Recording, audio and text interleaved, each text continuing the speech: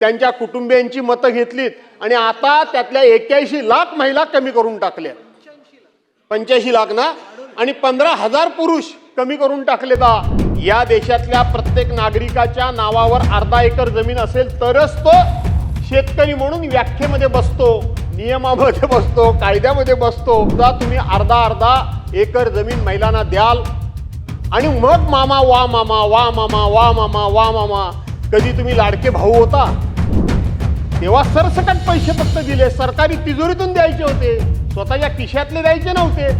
आणि सरकारी तिजोरीतून पैसे देऊन मतं मात्र आपल्या पदरात पाडून घ्यायची होती. की महाराष्ट्रामध्ये आणि विशेष करून ज्या कोकण प्रांतातून मी आलेलो आहे त्या प्रांतामध्ये घरामध्ये मुलगी होऊ दे नाही तर मुलगा होऊ दे, तोच आनंद. मुलगा झाला म्हणून मोठा आनंद, मुलगी झाली म्हणून नाराजी, काही भानगड आपल्याकडे नाही. घरामध्ये मुलगी मोठी असू दे नाहीतर सूनबाई मोठी असू दे, जे सुनेचे लाड, आपल्या मुलीचे लाड तेच सुनेचे लाड. सून आणि मुलगी आपल्यामध्ये भेदभाव कधीही नाही. आपल्याकडे हुंडा तर नावाला कोण कधी मागत नाही. 5 पैसे सुद्धा कोण हुंडा आपल्याकडे मागतं का? कोणी मागत नाही. कोकणामध्ये स्त्री भ्रूण हत्या आहे का? अजिबात स्त्री भ्रूण हत्या नाही. आता हे म्हणजे तुमचं ते काय ते सुसाईड वगैरे हे ते सगळं आत्महत्याविषयी सोडा, परंतु मुलगी काय आणि मुलगा काय. तर माझ्याकडे मला स्वतः आता मी एक माझ्या घरगुती कार्यक्रम करून आलो. मी दादांना सांगितलं घरगुती कार्यक्रम करून आलो. मला 9 नाती आणि 4 नातू, 9 नाती आहेत आणि 4 नातू आहेत. काही त्याच्यात दुःख वाटायचं काही कारण नाही. मुलगी काय, मुलगी काय, पोरगा काय, पोरगी काय, हा भेदभाव आपल्याकडे काही नाही अध्यक्ष महोदय. आणि म्हणून आपण हे विधेयक आणलं याला तर आम्ही समर्थन देतोच आहोत, याला विरोध करण्याचं काही कारण नाही. पण आपण ह्या विधेयकाची अंमलबजावणी कशी करणार आहोत? का आम्ही फक्त आज महिलांचं विधेयक मंजूर केलं म्हणून आमचं वाहवा, कौतुक आणि महिलांकडून आम्हाला शाबासकी मिळवून घेण्या पुरेसं हे विधेयक होणार आहे?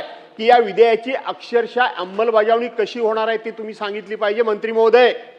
अर्धा एकर जमीन ही महिलांच्या नावावर असेल, या देशातल्या प्रत्येक नागरिकाच्या नावावर अर्धा एकर जमीन असेल तरच तो शेतकरी म्हणून व्याख्येमध्ये बसतो, नियमामध्ये बसतो, कायद्यामध्ये बसतो. त्यामुळं या महिलांना प्रत्येक आणि तुम्ही शहर आणि ग्रामीण भागाकरता एकच कायदा आणलेला आहात, वेगवेगळा कायदा नाहीये. त्यामुळं शहरामध्ये सुद्धा तुम्ही अर्धा एकर जमीन महिलांना द्याल आणि मग मामा वा मामा वा मामा वा मामा वा मामा. कधी तुम्ही लाडके भाऊ होता, भाऊबीज घालू म्हणजे पदरात पाडून घेता का भाऊबीज देता याचा पत्ता लागत नाही.